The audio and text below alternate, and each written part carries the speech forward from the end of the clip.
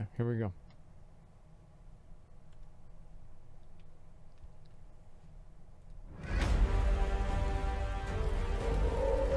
Okay. Hey everyone, and welcome back to the Warcraft News. It's been another incredible week. Thanks to the new team, we've almost managed to release 10 videos a week across both channels and progress on the complete history. That's crazy. How many videos do I do per week? How many videos do I do per year? I think that's a better question. Probably like, what, 2? Yeah, 2 or 3. Maybe. Of World of Warcraft is going incredibly. Yeah. We've got a great show for you today. We've got lore, we've got gameplay, future patches, and some classic stuff. And a massive thank you to everybody over on Patreon, where we're currently doing Druid Month. $25 shipping included. It supports our team. You'll get gorgeous art in return. And also, we are still hiring a video editor. Check out the job application in the link below. Okay, let's get into the narrative. So, Blizzard have released the 8.2.5 patch notes, indicating that it will release quite soon indeed. Now, as a part of this, they've confirmed something fairly interesting. Here's the quote. The war campaign concludes. Tensions continue to rise between Saurfang, Anduin, and the Banshee Queen Sylvanas discover the fate of the Horde and Alliance in the final chapter of the war campaign. Now, this is a decently important confirmation, one that's led many people to wonder if 8.2.5 will be the final patch of BFA. More on that aspect later. It's not. Narratively, though, there are a few implications here. So the most direct one is that the war will end, freeing us up for a linear end to the expansion, just like how the Class Order Hall campaigns ended before patch 7.3. Now, narratively, this means that the new status quo between the factions will be reached before 8.3. So what will that new status quo be? That's the big question here. We know that Blizzard have 2 encrypted cinematics, and Muffin has tweeted, the revolution will not be data mined, so they're clearly going to serious lengths to keep this covered up. Thank fucking God. Finally, they're realizing the fact that whenever everything gets fucking data mined, it lowers the anticipation for the patch. It's like, imagine like if you go to the movie and it's like you go to Infinity War and they're like, Thanos, he's gonna do it, and they're like, okay. Like, I mean, it's gonna lower the anticipation. You want to go into it not knowing what's gonna happen. That's part of the excitement. It's part of the excitement. Now, of course, we all expect that Sylvanas is going to attack Thunder Bluff. That just makes complete sense. So will we just see a climactic confrontation with no funny business, a simple clashing of forces with a clear victor emerging who establishes the new status quo? I really don't think so, because if they did that, it would just be the Siege of Orgrimmar story all over again, but without the raid. Of course they... What, do you put that past them? Does Bellular really put that past them? Oh, they would never do that? Won't do that. Sylvanas is, as we know, a 7-head, big-brain, galaxy-mind genius. She's the undead love child of Einstein and Machiavelli. So think about it, right? Right, of course. Both sides lost so many troops in Nazjatar. However, she lost loads of troops in her defeat at Zuldazar. A number of her forces have also declared themselves for the rebels, and we know that Lorthamar, Thalisra, and a bunch of other Horde-related figures are pretty much pledged to the rebels at this stage. So, in losing the Tauren, Sylvanas has also lost what I'm sure is her bread basket. Maybe the undead don't need to eat that much, but I'm sure the orcs do, as well as a lot of raw manpower. So that begs the question, is she, with depleted resources, lost territory, a battered army, is she really going to assault a heavily defended and defensible enemy position? Yeah, of course. Probably not. Of course she is. Like, what do you mean? Like, duh. Like, if she didn't do that, then you wouldn't have the raid. Like, since when has food been an issue in WoW? They don't give a fuck about that. Like, that's the only reason that the orcs came over to Azeroth, because they ran out of food. But besides that, they never gave a shit about that kind of stuff. They never cared. Of course, it is defended by much of, the people who used to be in the Horde and many of the Alliance. Clearly, no, that would be a silly plan. Like, doing a cavalry action at night or placing your catapults outside your fortress. It would be really, really dumb. There's one thing that we know about Sylvanas and how she's been written thus far, is that she always does try to fight her battles asymmetrically, using the opponent's strengths against them, such as in Lordaeron, where she pretty much knew she was going to lose, so she committed herself to making the Alliance's victory a Pyrrhic one. You see, the Alliance are, when they think they have the advantage, remarkably stupid. That's basically how Blizzard tend to write them. So here's what I think will happen. The Alliance will commit much of their forces to Thunder Bluff. I think Sylvanas will siege Thunder Bluff. and just use that to tie down their forces. I think she will then attempt to defeat her enemy in detail, because they will have lost maneuverability with so many of their boys stuck up in Thunder Bluff. And with the body of their forces in Thunder Bluff, well, there just won't be much that the Alliance will be able to do, to react to her. As defensible a location as it is, they would be trapped up there without supplies, all while the sieging Horde army could live off the land of Mulgore. So, knowing this, I think Sylvanas will do that, and then attack Stormwind. Now, as I covered in the Shadowlands leak, which of course, maybe is fake, probably is fake. Now, I don't know about you guys, but like, if I ever go to Stormwind, there's a lot of guards there too. I mean, there's like a lot of guards at Stormwind. Like, there's like a whole fucking army there. Like, Stormwind, like, what do you mean, like, because Thunder Bluff is unguarded? Like, there's nobody at Thunder Bluff. There's some old fucking shamans, a few cows, and like one guard that's like, better not come over here, I'll get you. I'll get you. There's nothing going on over at Thunder Bluff at all. And this had been set up, though, before BFA launched, in the Before the Storm novel, where it makes very clear that Sylvanas has her eyes on Stormwind. Plus, that massive goblin cannon that is literally pointed at Stormwind right now? Well, Blizzard said it would be fired during this expansion. Alex the WoW dev also said that looking back upon what Garrosh wrought upon the world, Sylvanas would think it rather quaint. So will patch 8.2.5 be her attempt to destroy Stormwind and raise its inhabitants? I mean, given that Before the Storm passage, which literally says she wants to do that to Stormwind, pretty much, it seems rather likely. So how could this end? What could actually happen? Well, I think that depends on what Blizzard mean when they say that this patch is going to show us the fate of the Alliance and the Horde. If that's it, then this patch would be establishing the new status quo moving forward, and if that's the case, I think it's abundantly clear that Sylvanas cannot prevail. Long term, I think they will want Saurfang, Bane, and Thrall's Rebellion to prevail and be the new Horde status quo. I think that will basically just work for players. So that's gonna make everybody happy. The orcs and the Tauren, and like, nobody likes the undead anyway. I mean, let's be real. Like, really, nobody likes the undead. All right, they're just obnoxious and stupid, and they have no place in the Horde.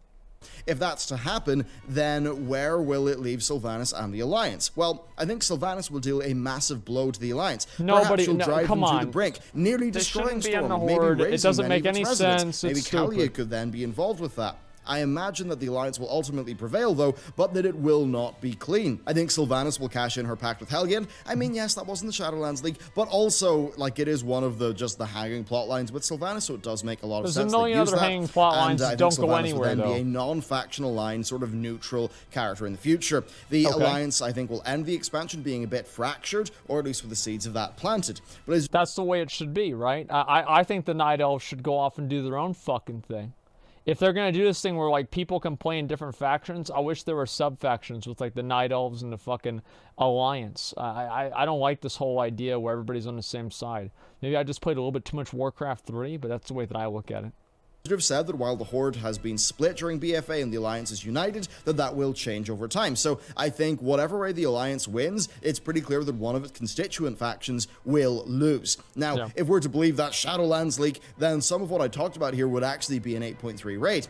If we discard that, then something similar could happen within the scope of 8.2.5, leading us into an 8.3, that if we're to take what Ian said, at face value about the 8.2 cinematic, that would just have us fighting his author, something like that.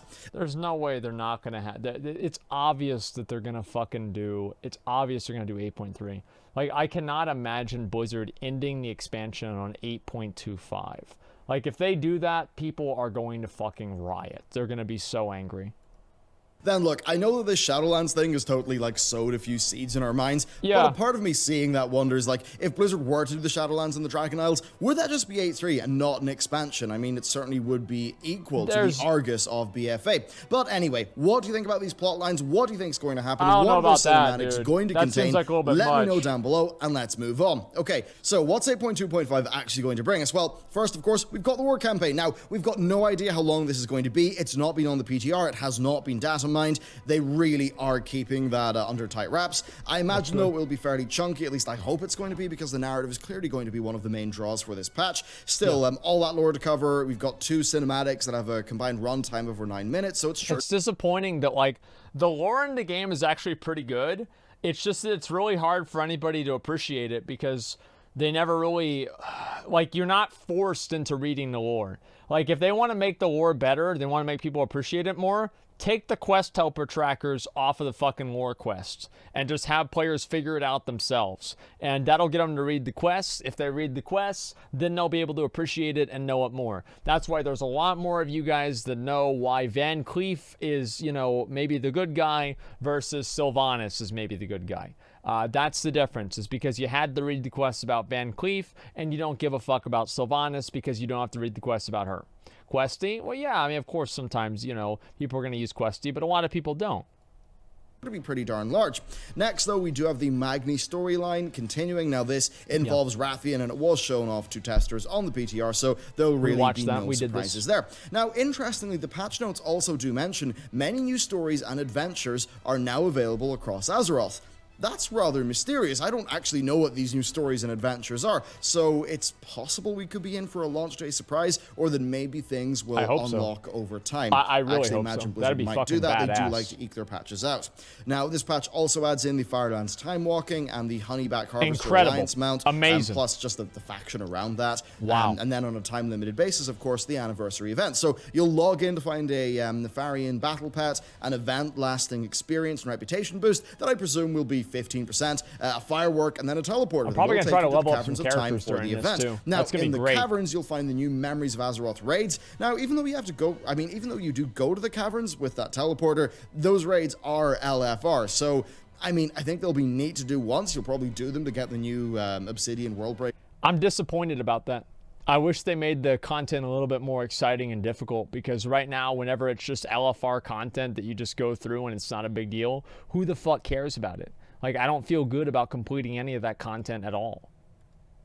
Mount, but I mean, I doubt they're really going to be reliving the experience because they are. Yeah, it doesn't feel good to complete it. Like, who gives a shit? Offered a more difficult pre-made version. Then on top of that, we've got the Alterac Valley event. So, and this aims to basically Alterac Valley of the initial version of AV into the modern game. Now, if you'd like to learn more about that, then be sure to watch the 5th episode of our complete history of World of Warcraft series. This Saturday's episode is going to cover the original AV, and believe me, it's really cool. So, yeah, that'll be fun. And then we're also, of course, getting the Worgen and Goblin model updates.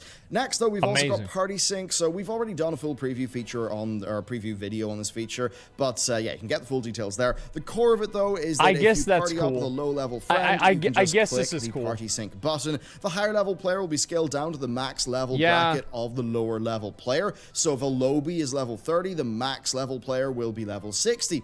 Of course, though, if a level 60 goes to Westfall and attacks Westfall mobs, they will scale so that you have a reasonable combat experience, and the level 60 character isn't just plowing through everything. We actually found that my max level bracket character was a little bit weaker than the lowbie it was helping in the Northrend bracket when we tested it. Anyway, the core of this is that you can level up with your friends, something that is aided by the quest. You know what I think is going to be really fucking funny?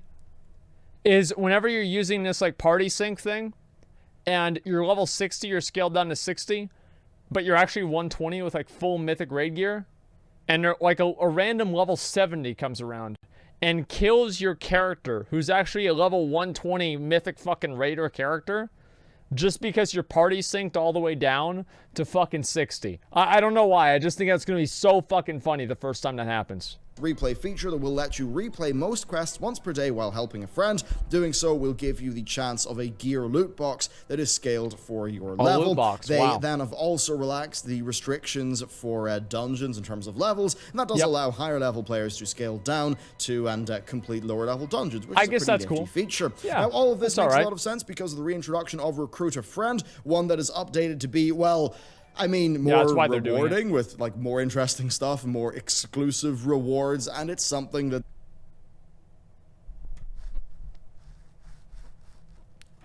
more profitable. It's fairly transparent. While it will be fine for many of the people who will just use Recruit a Friend when they're having a new friend play the game, they have done a few things like making it so that you instantly get the rewards upon game time being purchased, so it is totally catered to impulse purchasers, plus loads of people have resubbed already for Classic, so everything I think a lot of people are going to be making dummy accounts. Getting stupid people to make, getting stupid people to give you money. Now, I've covered this before. That's what it's all There's about. not much else to say. It's Blizz making more money. That's how it goes.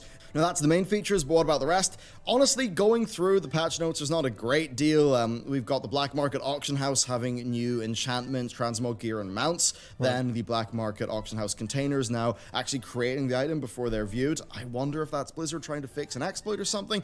So there's that. I don't know what the war exploit campaign that is. I wish I did. requirements have been removed up to the Fall of Zuldazar, and you no longer need a Nazjatar That's companion really good at level 3 in order to clear the Bane quest. So it's pretty obvious that Blizzard just want you to be able to play the entire war campaign on a fresh character from start to end once this patch comes out. Then bar bug fixes, that's basically it, but we'll just have to see if there are any undocumented changes that do make it in. Okay, so with all that covered, let's talk about the 8.3 cancellation speculation, something that I think mostly exists because back in Warlords of Draenor, they did cancel 6.3 in order to basically just cut their losses from that expansion and move on to Legion. Which was a good idea, by the way. Finishes the story, it certainly would make it possible. So here's why. It is actually possible to make this add up. You see, patch 8.2 was, in terms of its relative release date, closer to the timing of patch 7.3, which was Legion's final patch. Plus, I think that 8.2 is a bit more replayable than 7.3, and 8.2.5 is larger than anything that came after 7.3. Now, if Blizzard abandoned BFA and went for an early August 2020 release date for 9.0, then it would pretty much be just like the 7.3.5 to Legion gap in terms of... I don't know if they should cancel BFA. I don't think they should cancel BFA and just move past the expansion. I think they should finish off and like iterate on the systems and make the systems actually good so they can take them forward into the next expansion. Because right now, I mean, they've made Azerite better. They've made some of the other gearing better. And I think they should focus on making this better before they just scrap everything and try something completely different. It's a bad idea, in my opinion, for them to just completely reset everything every other 2 weeks. Or not 2 weeks, 2 years. That's a huge mistake, in my opinion. I think like Path of Exile, the way they do it, and they have the content build on each other, I like that a lot more. I think that is 1,000 fucking times better. The release dates. It would be far from ideal, but you could see the logic given the poor reception of BFA and how BFA already is a few months behind schedule. So this plan is something they could do if they still wanted to quite easily hit their summer 2020 expansion release date, because here's the thing, doing patch 8.3 this January and then having to simultaneously do the 9.0 beta for an August expansion release date, I mean, that would be a lot of work. I kind of find that hard to... I just find it hard to see them doing that. But of course, they totally could do that. Who knows? Maybe they've hired more devs. Anyway, this would basically mean, though, that BlizzCon would be a regular expansion announcement. So is that timeline possible? Yes, it is. But it's equally possible that we'll see 8.2.5 drop early October, and then we'll see Ian and Jeremy do a live stream in maybe mid to late October. They're obviously going to fucking do this. They're obviously going to bring it out before BlizzCon. That way they can have BlizzCon hype up the end of BFA and then announce the new expansion after that. That's what's going to happen. And they need to have it come out beforehand, and they need to have the big plot, the plot device or the plot event happen before BlizzCon, because they don't want to have what happened with Legion and like going into BFA happen, right? Where BFA gets announced and nobody even knows what happens at the end of Legion. That announces patch 8.3 just ahead of BlizzCon. This would then allow them to have BlizzCon focus on the next expansion, as is normal. I can't wait to play D4, would man. release next January, I cannot wait and then to play we'd maybe D4. see a September release date, Wait, maybe in October. I'm gonna be honest, like, whenever D4 comes out, I'm gonna go hard on that game. Like, I'm gonna go really fucking hard at the game. They're not gonna do Diablo Immortal 2, right? I mean, like, they're gonna announce Diablo 4 at this BlizzCon, right? I mean, you really think they're not gonna do it? They are obviously going to announce Diablo 4. Okay, like, I'd like to try it out and at least see how the game is. I'll probably grind that game for a while. I don't know how long I will, but I could really see myself enjoying it a lot. Like, I played the original Diablo 3 all day, every day. Release date for the next expansion, but I suppose the closer they get to that end of year release window, the more competition they will face. Now, it's just about, I mean, how much do they think that World of Warcraft even, faces competition from those other titles? Now, given how WoW does rely heavily on expansion launch spikes, it is true that competing with other AAAs might be tricky there for them. Anyway, point is, they don't want to do that. Just make the game good, and then people won't quit. Like, the problem is not getting people to play, because you just bring out a new expansion, they all start playing again. The problem is making sure they don't quit. Don't let them quit the game. Like, figure out a way to motivate them to not to want to ruin their life. Don't let them fucking quit. they may have to push the release date back a little bit in order to facilitate the beta testing period if 8.3 was going to be January. But even if they did do that, I think we'd probably be in for a shorter kind of final patch to next expansion gap. I've got to imagine that Blizzard pretty quickly last year thought, oh dear, we have massively messed this up, and probably scrambled to get some sort of workable plan. So, I mean, I do have a feeling that the worst days are actually behind us here, but it certainly is an odd situation. It is unfortunate that it does pretty much all stem from the fact that BFA was not really that well received and did launch with so many fundamental issues. Yes. I guess it's all just about like trying to work out, why did BFA have those issues when Legion was received so well? And because people gave feedback on, well, for one, here's why, is because Blizzard didn't listen to any of the feedback that players gave about the systems. People fucking hated everything about Azerite, and Blizzard dragged their feet for the entire fucking beta process, the entire alpha process,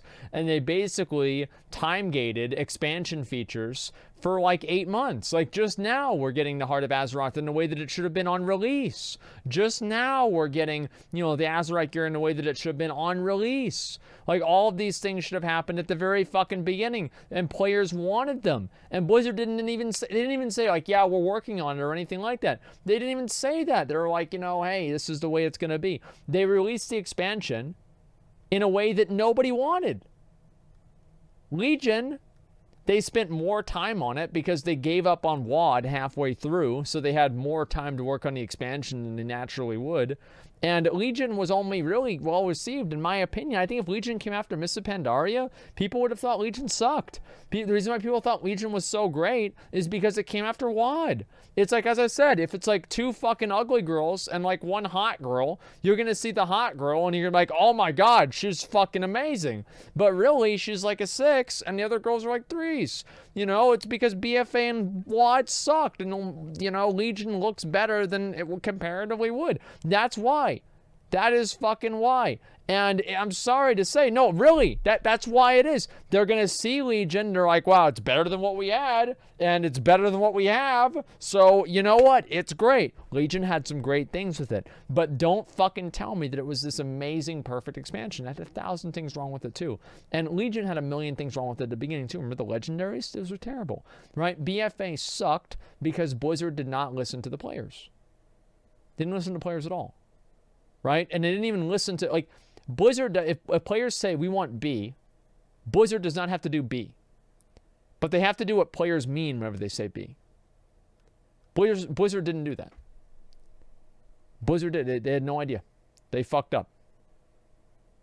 And when they got such clear feedback throughout the beta testing process, yeah, what made them decide to just, you know, launch with the systems that they clearly knew were pretty flawed? Or maybe was it just a lot of hubris and they did not know that those features would be received as poorly as they were? Certainly is an odd situation, but finally, let's just round this off with a little bit of talk about layering. So basically, right, there was there was a pretty massive exploit. Here we go. I mean, in some ways, it does fundamentally ruin aspects of Classic with layering, where essentially you could exploit layering to, you could go in, you could kill Ragnaros, then you could basically work out swapping to another layer and kill Ragnaros again. And that would mean that you could kill raid bosses twice in a lockout. You could use this in dungeons to just farm the same boss again and again. I think the people doing that, I mean, it's such a clear exploit. Blizzard have released their justification for why they are issuing bans for this. I think those bans are absolutely right. Absolutely right. I mean, Classic is a game where just the integrity, right, is so important. And if you have the loot economy being broken by a small number of people, that really does break the integrity and the progression curve of Classic. So overall, it's very unfortunate that that happened. It's quite wild that Blizzard did not catch this problem in their testing. That's just a bit crazy to me. But I am glad that Blizzard are going hard on this. Well, that's because they didn't do any testing. Because I mean, if somebody is exploiting that layering, they obviously know that's in. They did a lot of advertising. They did a lot of advertising. They were like, wow, let's give every streamer beta. And that's great. I think that's smart to give every streamer beta. That's a really good idea. But here's the problem, is you have to give testers beta too. They should have invited all the streamers. They should have invited Pokimane. They should have had Pokimane play Classic WoW for a day or two. Maybe a few of our fans have never seen it before and they'll try it out. You know, that's a great idea. But the issue is you also want to invite Bill. Bill the beta tester, who's been reporting bugs ever since the Wrath of the Lich King beta. You know, like, come on. Entirely against what Classic is supposed to be. Yes. And it clearly is an exploit because it's clearly not supposed to work that way. So that's basically my thoughts on that. I think unfortunate that it happened. I'm a bit surprised that Blizzard actually just allowed that to happen. I'm not. That it wasn't caught testing, but I'm glad that Blizzard are coming down pretty much like a ton of bricks on them. I think that's the right call. And with all that said, that is it for today's rather long episode of the news. We certainly did cover a whole load of topics. If you'd like to support our team, then you can check out the Patreon, $25 a month, shipping included. You've got a bunch of really cool stuff. The tier 3 sub. I suppose if you'd like to be a member of that team, and I mean, especially if you're in Northern Ireland, do check out our job posting down below for a video editor. With that, thank you very much for watching, and I will see you next time. It's really impressive that Bellular has done so much with what he has here. Really is, regardless of anything else. That is definitely impressive. Sorry. What's your guess? 8.3 cancel BFA? There's no way they're going to cancel BFA. BFA is just now turning around. People have been really positive towards a lot of the new features in 8.2 BFA. And it would be stupid for them to go and turn around and say, you know what? We're going to cancel all of that and we're just going to do something entirely different.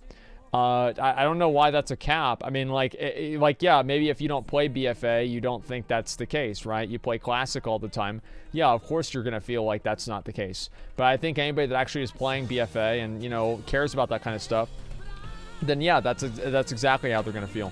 100% dude. 110%, dude.